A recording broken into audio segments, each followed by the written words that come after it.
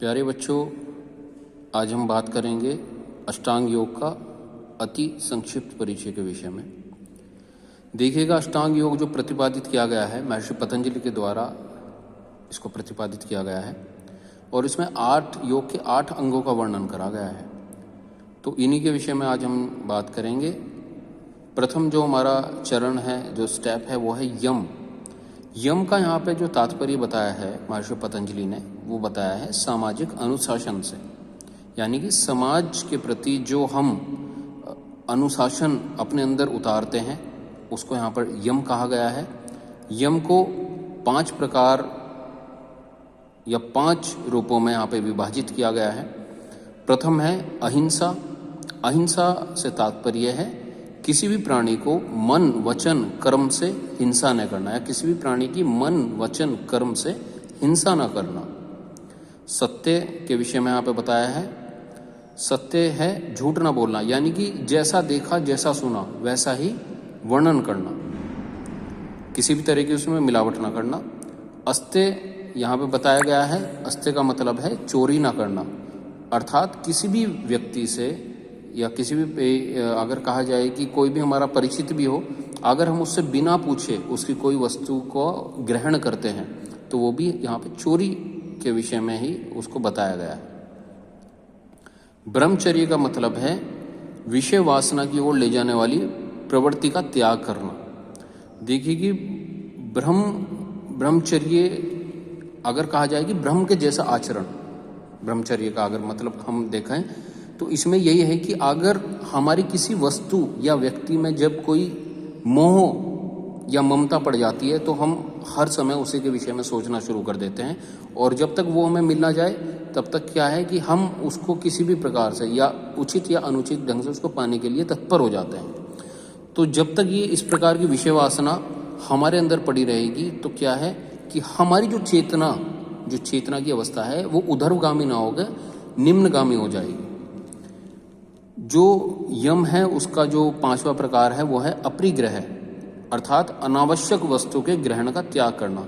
अर्थात कोई भी हमारे पास में कोई वस्तु है और पर्याप्त मात्रा में है, लेकिन तब भी हम दूसरे की देखा देखी उसको और अधिक बढ़ाने के चक्कर में लगे हुए हैं, या हमारे पास में कोई वस्तु है जिसकी हमें आवश्यकता है, लेकिन तब भी हम, अगर मान लो कहीं पे कोई भी, एक एग्जाम्पल के थ्रू हम बताएंगे, अगर कहीं पे सेल लगी हुई है तो हम दूसरे की देखा देखी कि लोग खरीद रहे हैं यहाँ पे कोई भी कपड़ा हुआ या कुछ भी जूते हुए, हम उसको अनावश्यक रूप से खरीद लेते हैं, लेकिन वो तब हमारे पास में ऐसे ही पड़ी रहती है, उसको हम 1-2 बार उपयोग करते हैं।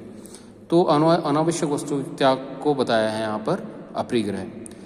दूसरा यहाँ पे आता है, दूसरा जो चरण है वो है नियम, अर्थात व्यक्तिगत अनुशासन। प्रथम था हमारा सामाजिक अनुशासन, समाज के प्रति जो हमारा अनुशासन बनता है, जो हमें ग्रहण करना चाहिए, वो था यम। नियम है व्यक्तिगत अनुशासन, अर्थात हमारा खुद के प्रति, स्वयं के प्रति जो एक अनुशासन है, जो एक जिम्मेदारी है, उसके विषय में यहाँ पे बताया गया है। ये भी 5 प्रकार के बताए गए हैं।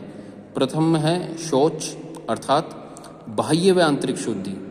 केवल हम बाह्य रूप से ही सुंदरता को यहाँ पर महत्व न देकर आंतरिक शुद्धि के विषय में भी यहाँ पे खूब जोर दिया गया है। अर्थात व्यक्ति का अगर मन और बुद्धि पवित्र ना हो या शुद्ध ना हो तो केवल बाह्य सुंदरता ही बहुत समय तक कार्य नहीं कर सकती। किसी को भी अगर आप बाह्य रूप से सज धज कर हम कुछ समय के लिए ही उसको भ्रम में डाल सकते हैं, लेकिन जब तक हमारे विचार और जो हमारी एक कहा जाए कि बुद्धि शुद्ध नहीं होगी तो क्या है कि हम बहुत समय तक किसी को भी प्रभावित नहीं कर पाएंगे। संतोष बताया है दूसरा यहाँ पर, यानी कि उचित प्रयास से जो भी प्राप्त हो उसी में संतोष होना। संतोष का मतलब यहाँ पे ये नहीं बताया कि केवल हाथ पे हाथ रख के बैठ जाओ, यहाँ पे बताया कि आप प्रयास करो, उसके उपरांत जो आपको परिणाम प्राप्त हो उसमें संतुष्टि करो।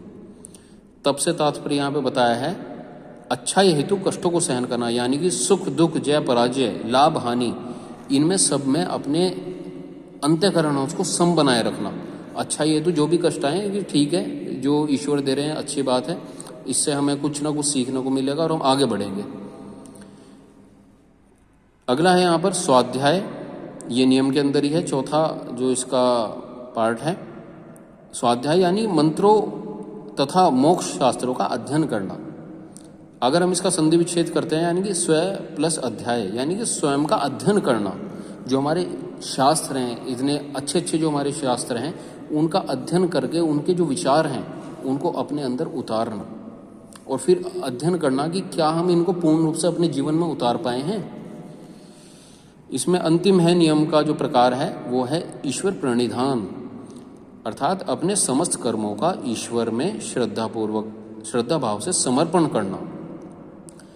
जितने भी हमारे से पूरे दिन में अच्छे या बुरे जो भी कर्म हुए हैं, रात को सोते समय या किसी भी समय जब भी आप ईश्वर की आराधना कर रहे हो तो भगवान को अपने वो सभी कर्म समर्पित कर देने से क्या है, हमारे मन में जो एक उतार चढ़ाव लगा रहता है कि आज मेरे से ये अच्छा हो गया, आज ये मेरे से बुरा हो गया, तो जो वो एक उठापटक की जो स्थिति चलती रहती है मन में, वो शांत हो जाती है, जिससे कि हमारा जो चित्त है, जो हमारी जो चेतना की अवस्था है, वो उधर्वगामी होती है, ऊपर की तरफ उठती है।